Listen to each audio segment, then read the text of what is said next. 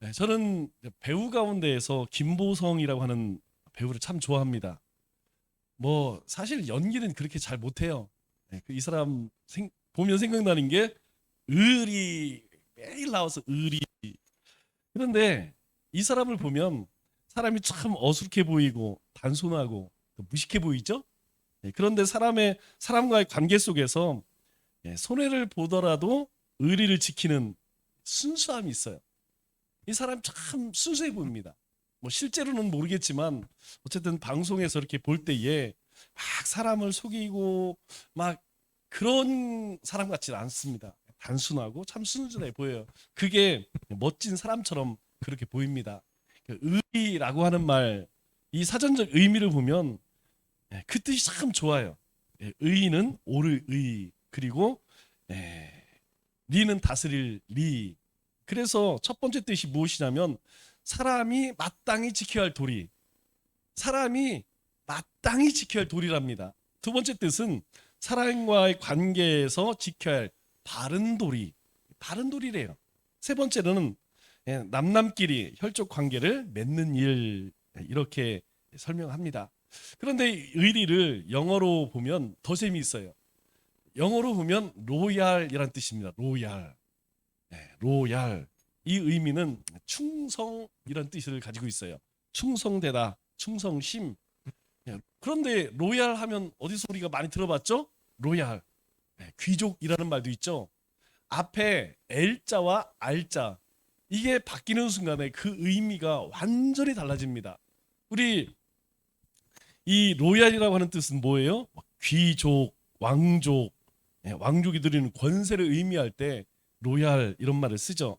발음은 비슷하지만 그 뜻은 완전히 달라집니다. 누구든 그런 것 같아요. 누구든 하나님께 드릴 것이 아무것도 없다는 사실을 자기 스스로 발견할 때에 사람은 겸손해집니다. 모니터 조금만 올려주세요. 자기 자신을 아무리 돌아보아도 하나님께 내어놓을 게 하나도 없어. 그러면 사람은 저절로 겸손해지게 돼 있어요. 하나님뿐만 아니라 사람과의 관계에서도 마찬가지입니다. 우리가 사람과의 관계에서 내가 어떤 사람에게 베풀 수 있는 게 아무것도 없어. 그럼 어떻습니까? 우리 자신은 저절로 겸손해지죠. 그럴 때 우리는 하나님 주신 믿음이 있기 때문에, 하나님 주신 은혜가 우리 가운데 있기 때문에 하나님의 긍휼과 또 사랑과 용서밖에 기다릴 수 없는 그런 사람이 되는 것이죠. 이것이 바로 영적으로 가난한 상태다, 이렇게 이야기할 수 있는 것이죠. 산상수는 일반적으로 5가지 특징을 가지고 있습니다. 첫째는 이 말씀은 어떤 특수한 사람을 위해 기록된 말씀이 아니라는 것이죠. 즉, 이 산상수는 모든 사람들이 다 들어야 할 말씀이라는 것입니다. 이 소리가, 이상한 소리가 자꾸 나죠? 두 번째로는 이러한 성품은 동시적이라는 거예요. 동시적이라는 것은 심령이 가난한 사람이 애통하는 마음도 같이 갖고 있다는 것이죠. 애통하는 마음을 가진 사람이 온유한 마음도 갖고 있다는 것이죠. 그러니까 전부를 가지고 있거나 아니면 전부가 없다는 것이죠. 세 번째로는 이 8가지 성품은 어느 하나도 천성적인 성품이 아니라는 것입니다.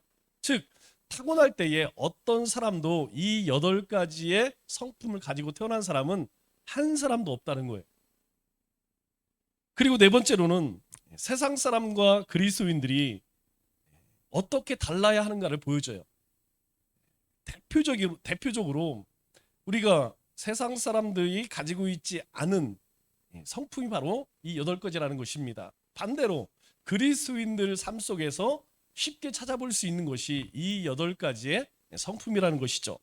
다섯 번째로 이 성품은 외적인 것이 아니라 철저히 내적이고 영적이라는 것이죠. 즉, 우리 안에서 이 변화가 일어날 때 결국 삶으로 드러나는 것이라는 것이죠. 우리 가운데, 우리 내적으로, 우리 안에서 이 변화가 일어나야만 이러한 모습으로 우리가 살아갈 수 있다는 것입니다. 그렇다면 예수님께서 바라시는 이상적인 그리스도 성품, 오늘 첫 번째 3절에 뭐라고 이야기하죠? 이렇게 이야기합니다. 심령이 가난한 자는 복이 있나니. 심령이 가난한 자. 항상 첫 번째는 전체를 대표한다고 이야기했죠. 팔복의 가장 중요한 성품이 무엇이냐? 바로 심령이 가난한 것. 이것이 그리스도인의 대표적이고 상징적인 성품이라는 것이죠. 우리 성경에는 심령이 가난한 자라고 하지만 더 쉬운 말로 이야기하면 마음이 가난하다 이렇게 이야기하는 것이죠. 마음이 가난한 그 사람이 복이 있다는 것입니다. 그 사람이 천국이 하나님의 나라를 얻게 될 것이다 그렇게 말씀하죠. 그렇다면 마음이 가난하다 이게 무슨 의미일까요? 이것은 자기가 자기 마음을 들여다보니까 줄 것이 아무것도 없어. 왜? 가난하니까. 내 안에 가난하기 때문에 다른 사람들에게 줄 것이 아무것도 없다는 것이죠. 사람이 그래요. 무엇인가 줄 것이 있고 베풀 것이 있으면 당당하고 떳떳합니다. 여러분 그렇지 않아요? 여러분들에게도 몇 번 말씀드렸지만 내 주머니가 두둑해. 여러분 사람 만나는 게요 즐겁습니다. 왜? 돈 자랑할 기회거든. 내가 출세했다는 걸 보여줄 수 있는 기회거든. 그런데 반대로 내 주머니에 가진 것이 없으면 여러분 어디 나가고 사람 만나는 게 얼마나 무서운지 몰라요. 왜? 내 주머니가 비었기 때문에. 마찬가지로 우리의 마음도 마찬가지라는 거예요. 우리의 마음이 가난하기 때문에, 우리의 마음이 누군가에게 베풀고 줄 것이 없기 때문에 어떻습니까? 우리 자신은 늘 우리 자신을 감출 수밖에 없다는 것이죠. 내어줄 게 없으니까 늘 어때요? 미안한 마음이 들어. 주장할 것도 없어. 충고할 것도 없고 남을 가르칠 것도 남에게 모범을 보일 것도 없다는 것이죠. 그러니까 그러한 사람은 자연히 어떻게 해요? 십자가 뒤에 숨을 수밖에 없다는 것입니다. 자기 자신을 내어놓을 것이 아무것도 없다는 거예요. 자랑할 것이 없다는 거예요. 그러니까 숨을 수밖에 없는 것이죠. 그러나 마음이 부자인 사람들은 어떻습니까? 마음이 부자인 사람들은 자랑할 게 너무 많어. 드러낼 게 너무 많어. 자기 자신을 드러낼 수밖에 없는 거예요. 그러다 보니까 목이 곧게 되는 것이고 교만할 수밖에 없는 것이죠. 이러한 사람은 하나님께서 말씀합니다. 하나님이 미워하시는 자들, 하나님이 싫어하는 자들 그렇게 말씀하고 있죠. 이와 같이 우리가 하나님께 드릴 것이 아무것도 없다는 사실을 우리 스스로가 발견하게 될 때에 우리는 하나님 앞에서 겸손하지 않을 수 없다는 것입니다. 자기가 정말로 죄인인 것과 또 기도도 전도도 헌금도 또 봉사도 내 의가 아니다. 내가 가진 것이 아님을 깨달을 때에 우리는 우리의 자신을 낮추게 되고 겸손하게 저절로 겸손하게 되는 것이죠. 그래서 오직 무엇을 의지합니까? 하나님의 긍휼과 하나님의 은혜와 하나님의 용서, 하나님의 사랑밖에 기다릴 것이 없는 사람이 되는 것입니다. 그러나 그렇지 않은 사람, 그 마음이 부유한 사람은 하나님 사모할까요? 하나님 부으시는 은혜를 사모할까요? 그렇지 않습니다. 갈급함도 사모함도 없는 것이죠. 왜? 지금 부족한 것이 없어요. 내 마음 가운데에 조금도 부족한 것이 없어요. 그렇기 때문에 뭔가 갈급한 것이 아무것도 없다는 것이죠. 저는 늘 여러분들에게 말씀드리지만 예배의 자리에, 기도의 자리에, 또 증인의 자리에 어떤 사람들이 올까요? 갈급한 사람들이, 사모하는 마음이 있는 사람들이 나오는 것입니다. 이게 하나님이 주신 은혜라는 것이죠. 이것이 바로 영적인 가난한 상태라고 우리에게 말씀하고 있는 것입니다. 그렇기 때문에 심령이 가난하다, 이 말의 뜻은 첫째로 우리가 하나님 앞에서 죄와 무능력을 발견하는 데부터 시작된다는 거예요. 내가 하나님 앞에 섰을 때에 내가 이런 존재구나, 내가 가진 것이 아무것도 없구나, 이것을 깨달을 때에 비로소 우리의 심령이 가난하게 된다는 것이죠.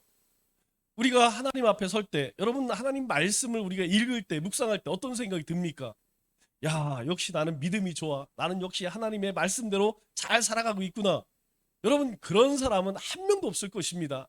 만일 있다면 그 사람은 거의 완전한 사람이죠. 대부분의 사람들은, 대부분의 그리스도인들은 하나님의 말씀을 쭉 읽으면 그 말씀을 보면서 뭘 깨달으냐? 내 자신을 보게 돼요. 오늘 우리가 함께 나눴던 아침 큐티 말씀 혹시 기억하십니까? 이제 열왕기 하가 시작되죠. 열왕기 하가 시작되는데 벌써 시작부터 뭔가 심상치가 않아요. 이게 누구 얘기가 나오냐면 아합이 죽고 그의 아들 아하시아 이야기가 나옵니다. 그런데 아하시아가 이제 그 낙상해서 병이 들게 돼요. 어딘가 크게 다쳐서 죽게 생겼습니다. 그런데 참 한심한 사람이 죽게 되었음에도 하나님을 찾지 않습니다. 누구를 찾아요? 에글론. 그럼 에글론이 어디냐면 저 이방 나라잖아요. 아수르 아래쪽에 있는 저 북방에 있는 나라입니다. 그런데 그 에글론의 실, 에글론 사람들이 섬기는 이름도 또 생소해. 여룹, 바알, 북이래요. 그런데 찾아보니까 우리가 잘 알고 있는 바알세불 있죠? 바알세불과 같은 말이더라고요. 그런데 의미는 조금 달라요. 바알세불은 뭐냐? 파리의 왕입니다. 파리 왕. 그런데 바알세불은 똥의 왕이에요. 그런데 이게 같은 의미인 게 뭐냐면 이 똥파리가 어디서 나와요? 어디서 나오긴 어디서 거기서 나오지. 그래서 결국은 같은 의미예요. 이 아하시아가 하나님을 찾지 않고 에글론신 이 파리왕을 쫓아가. 그런데 그것을 바라보는 하나님께서 억장이 무너지는 거죠. 한심한 거죠. 그래서 엘리야에게 야, 너 가서 이 아하시아 왕에게 두 가지 얘기라, 두 가지 얘기. 뭡니까? 뭐라고 얘기하면 첫 번째 하는 얘기가 뭐냐면 야, 이스라엘에 하나님이 없어서 저 파리왕을 찾아가냐? 이렇게 책망합니다. 두 번째는 네가 하나님 찾지 않았으니까 그 똥파리왕 찾아갔으니까 너는 반드시 죽게 될 거야. 여러분 얼마나 비극적이에요. 아합 왕이 죽고 그 아들이 왕위에 올랐는데 그 왕에 대해서 아시아에 대해서 첫 마디가 무엇이냐? 그는 하나님을 찾지 않았기 때문에 결국 죽임을 당할 것이다. 그 이야기를 신하들이 가서 이야기하는데 여러분 그렇게 신하들이 이야기할 때에 이 아하시아가 퍼뜩 떠오른 것이 무엇이냐면 그 사람이 누구냐는 거죠. 그 사람이 누구냐. 그런데 그 사람이 누구냐 보니까 행색이 뭐 그지 같습니다. 그렇게 이야기해요. 그러니까 아하시아가 금방 눈치채요. 아, 그 사람이 엘리야구나. 그렇게 이야기합니다. 제가 이 이야기를 들으면서 어떤 생각이 드냐면 그런 생각이 들어요. 하나님께서 그런 정말 하나님 없이 그렇게 살아가는 아하시아를 그냥 쳐서 바로 죽이면 되지. 왜 하나님의 사자를 엘리야에게 보내서 엘리야는 아하시아의 신하들에게 찾아가서 그 얘기를 하고 신하들은 또 가서 그 얘기를 하고 왜 그럴까요? 제가 새벽에도 말씀드렸는데 하나님은요 진노 중에도 은혜를 베푸시는 분이라는 거예요. 하나님께서는 아무리 악한 사람에게도 악한 사람이라 할지라도 그냥 바로 치지 않습니다. 북이스라엘의 최고 악한 왕이 누구예요? 아합 왕이었지 않습니까? 그런 그 아합 왕에게 하나님은요 선지자들 보내세요. 엘리야를 보내십니다. 왜냐하면 기회를 주시는 거예요. 하나님께서 기회를 주신다는 것이죠. 하나님께서는 우리가 왜 하나님을 사랑의 하나님이라고 이야기하냐면 아무리 악한 놈이라 할지라도 악한 왕이라 할지라도 오늘 죽어도 누가 비난하지 않을 만한 그런 사람이라 할지라도 그 사람에게 기회를 주고 또 기회를 주고 왜요? 하나님은 심판의 목적이 아니라는 거예요. 회개하기를 원한다는 것입니다. 우리가 그 하나님 앞에 설 때에 뭐가 보여지죠? 하나님의 그런 하나님 앞에 서면 그 하나님의 영광 앞에서 우리 자신이 얼마나 초라한지 몰라요. 여러분 우리는 그렇습니까? 우리는 그렇지 못해요. 조금만 내 신경을 긁고 내 염장을 긁어보세요. 그런 마음속에 새겨놓고 너 언젠가 한번 두고 보자. 언젠가 기회 생기면 내가 10배 100배로 갚아주마. 여러분 그거 사람이에요. 그런데 하나님은 그렇지 않다는 거예요. 그 하나님의 성품을 바라보면서 우리는 그 하나님의 거룩함 앞에서 그 하나님의 영광 앞에서 우리 자신이 얼마나 초라한지 우리가 이 죄 가운데에서 도저히 아니 하나님께서 그 구원의 은혜를 베풀어 주셨음에도 불구하고 우리의 삶의 모습을 보면 여러분 한숨이 절로 나와요. 왜 그런지 아세요? 내 삶이 아시아 왕과 다를 바가 없어요. 다를 바가 없습니다. 내가 조금만 즐겁고 내가 조금만 뭔가 부족함이 없으면 여러분 하나님 탓습니까? 아니에요. 들로 산으로 사람 만나러 그렇게 신나게 돌아다니다가 조그만 문제가 생기면 어떻습니까? 그때 또 하나님 앞에 나와서 얼마나 간사하게 하나님 도와주세요, 살려주세요, 인도해주세요, 온갖 하나님 앞에 그렇게 뻔뻔하게 살아가는 게 우리 모습 아니겠습니까? 여러분 우리가 하나님 앞에 설 때마다 우리는 뭘 느끼냐면 절망을 느낍니다. 절망을. 나는 내 힘으로 살아갈 수 없구나. 내 능력으로 살아갈 수 없구나. 내 믿음이라는 것이 이렇게 초라하구나. 여러분 이것을 느끼는 마음이 무엇이냐면 바로 심령이 가난한 자라는 거예요. 마음이 가난한 자라는 거예요. 우리의 삶을 돌아보면서 우리의 모습을 돌아보면서 내가 이것밖에 안 되는구나. 그래서 그러한 마음을 뭐라고 이야기해요? 하나님 앞에 깨어진 마음이라고 이야기하는 것입니다. 우리가 매일매일 하나님 앞에 깨지는 이유가 무엇입니까? 바로 이것 아니겠어요? 하나님 앞에 설 때마다 하나님 말씀 앞에 설 때마다 절망스러운 그런 우리의 모습을 보기 때문에 첫 번째로 우리에게 주님께서 말씀하세요. 정말 복된 자가 어떤 자냐? 마음이 가난한 자다. 그렇게 말씀하고 있는 것이죠. 우리가 성경 가운데 주일날로 잠깐 말씀을 나눴지만 여러분 모세가 어떤 사람입니까? 대단한 사람이지 않습니까? 정말 운빨이 모세보다 좋은 사람이 있을까요? 없어요. 왜냐하면 당시에 이스라엘 백성 남자라면 전부 죽임을 당했습니다. 그런데 키우다 도저히 키울 수 없어서 그 갈대 상자에 넣어서 딱 떠나 보냈는데 그게 하필이면 바로의 딸 공주에게 보여져요. 그리고 아무런 제약이 없이 왕국에 잘 자랍니다. 그런데요 하루아침에 살인자가 되어서 저 미디안 광야에서 풀 한 폭이 없는 광야에서 40년의 세월을 보내요. 그 40년 동안 이 모세가 느꼈을 그 좌절이라고 하는 절망이라고 하는 것은 여러분 어떻게 표현할 수 없죠. 여러분 가장 절망스러운 게 뭔지 아세요? 희망입니다. 희망이 없는 것. 무엇을 봐도 내 삶을 돌아보고 뭘 도저히 소망이 안 보여. 희망이 안 보여. 비전이 안 보여.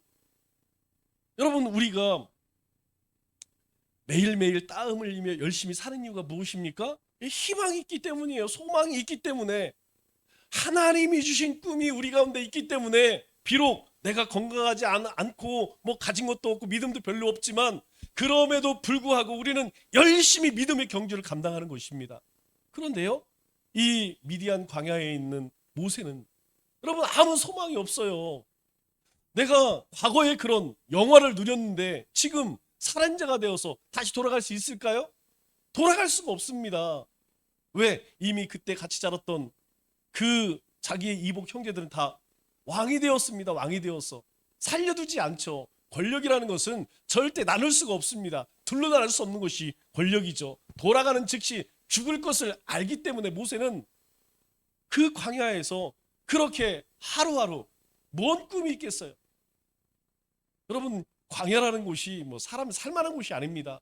그곳에서 살기 위해서 양을 치는 것이지 양 키우면서 무슨 만족을 느끼겠습니까? 그런 모세가 하나님 앞에서 뭐라고 외칩니까? 우리 시편 90편 3절 4절 말씀을 보면 여러분 우리가 시편 90편을 모세의 시편이죠?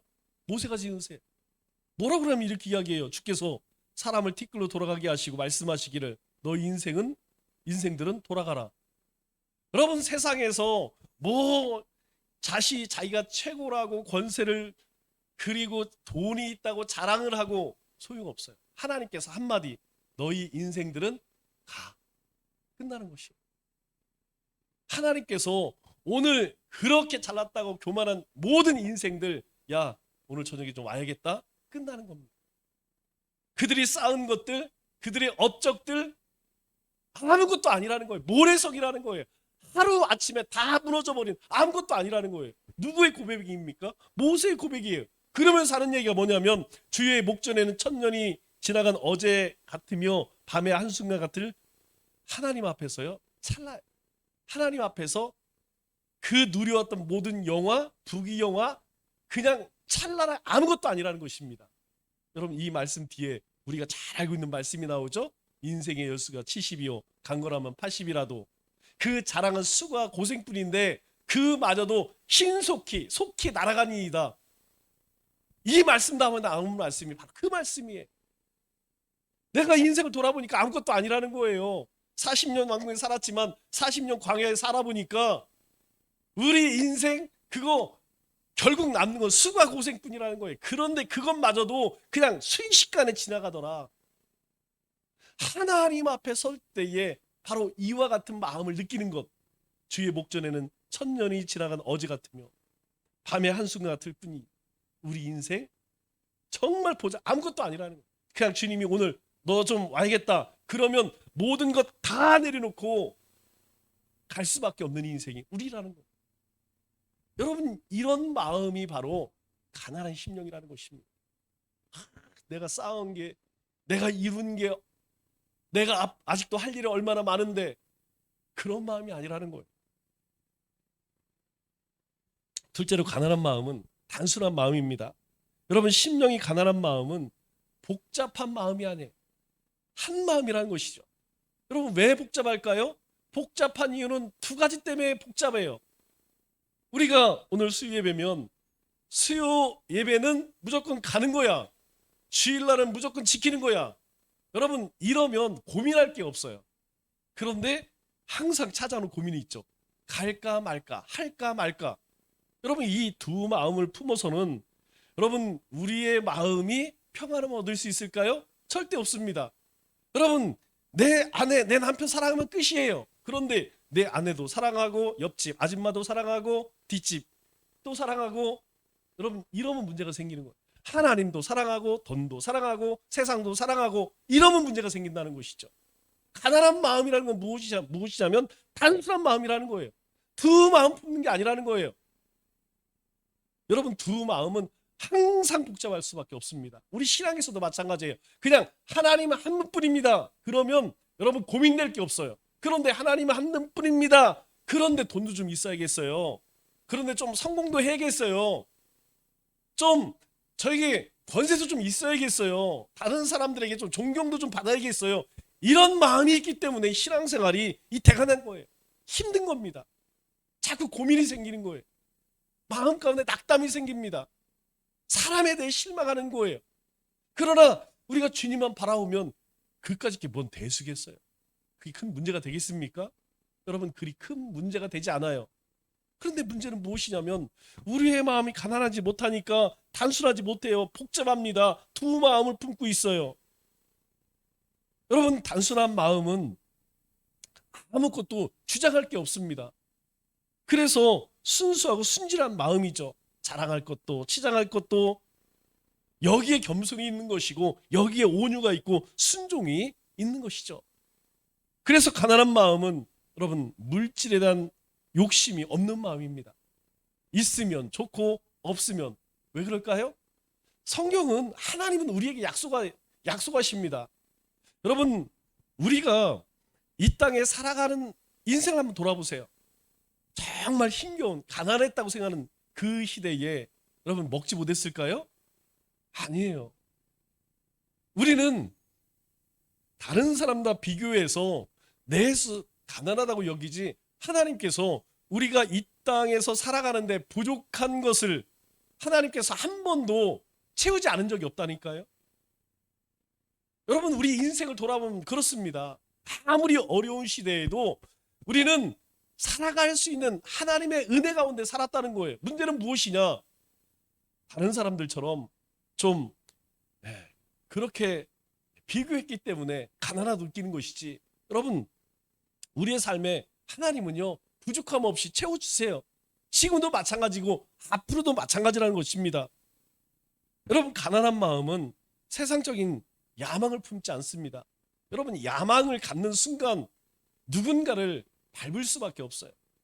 누군가를 누를 수밖에 없습니다. 괴로운 인생이죠. 가난한 마음은 재산과 음모가 없는 마음입니다. 왜 그래요? 그 마음이 단순하기 때문에 하나님만 사랑하고 하나님만 경외하는 그런 삶을 살기 때문에 이것이 음모를 품고 세상적인 야망을 품고 물질의 욕심을 갖지 않는다는 거예요. 여러분, 이 말은 한마디로 더 이상 내 인생은 나는 내가 내 인생의 주인이 아니다라는 것이죠. 여러분, 이것은 사실 우리가 예수님을 영접하면서 깨달았던 겁니다. 그런데 어느 순간부터 우리가 조금씩 변질되어 버렸어요. 우리가 처음 예수님을 만났을 때는 예수님 한 분만으로 만족합니다, 기쁩니다. 우리 다 그렇게 고백했습니다. 그런데 우리가 조금씩 살아보니까 아이고, 하나님 섬기는 것도 좋고 믿음 좋은데 아이고, 이거 조금 물질도 있어야겠네, 아이고, 건강도 있어야겠네, 뭣도 있어야겠네. 그리고 그게 없으면 어느 날부터 우리는 나는 하나님이 사랑하시는가? 난 하나님이 축복을 못 받나 봐. 하나님은 내 기도에 응답하지 않는 것 같아. 여러분, 이렇게 의심하고 우리는 불평해왔다는 것이죠. 왜 그럴까요?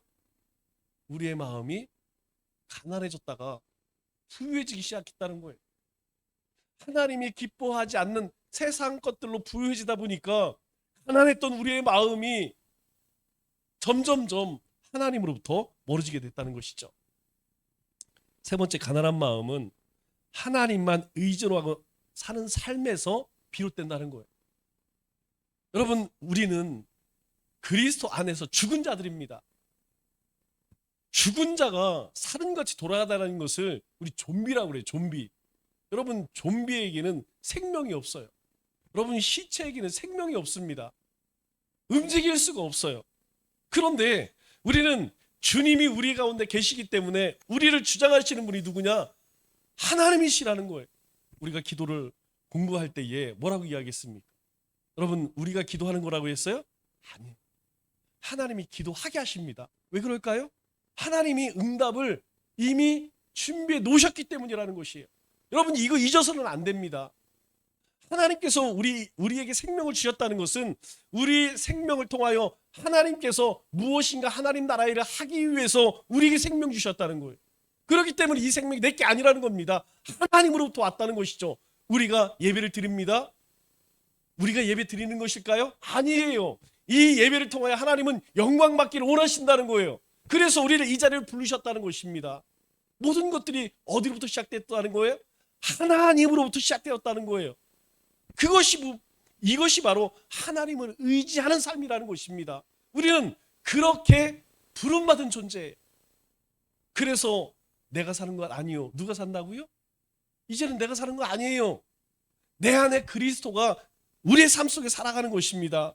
그래서 하나님의 은혜와 긍휼을 날마다 바라보며 하나님이 우리에게 주신 그 속죄의 은혜에 감사하며 사는 삶, 이것이 바로 심령이 가난한 사람의 삶이라는 것이죠. 심령이 가난한 마음은 단순하고 순진하고 순종하는 마음입니다. 여러분, 우리가 참 힘들어하는 것 중에 하나가 순종, 복종 아니겠어요? 그러면 우리가 누구에게 언제 순종할 수 있을까요? 예, 그렇습니다. 내가 전적으로 의존하는 존재가 있다면 여러분 순종하게 돼요. 여러분, 성경이 이야기하죠. 남편은 아내를 사랑하고 아내는 남편 말에 복종하라, 이렇게 이야기해요. 여러분, 왜 그렇습니까? 아내를 사랑하는 남편을 여자는 순종할 수밖에 없어요. 왜 그러냐면 그 존재가 세상에서 가장 존경스러운 존재이기 때문에 어떤 말을 해도 복종한다는 것이죠.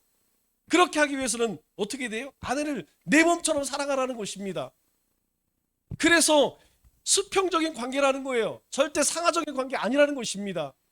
우리가 하나님 앞에 순종할 수 있는 것은 우리의 모든 것, 우리의 생명까지도 하나님으로부터 왔기 때문에 기꺼이 순종하는 것이에요. 그래서 우리가 하나님의 은혜를 갈망하는 거 아니겠습니까? 그 갈망하는 마음이 있기 때문에, 그 사모하는 마음이 있기 때문에 우리는 기꺼이 예배 자리에 나오는 것이고 가슴을 치며 하나님께 기도하는 것이고 긍휼한 마음으로 세상 사람들을 바라보며 복음을 전하는 거예요. 어제 62 된 아줌마를 만났어요. 그래서 예수 믿어야 됩니다. 왜 예수를 믿어야 됩니까? 물어보더라고요.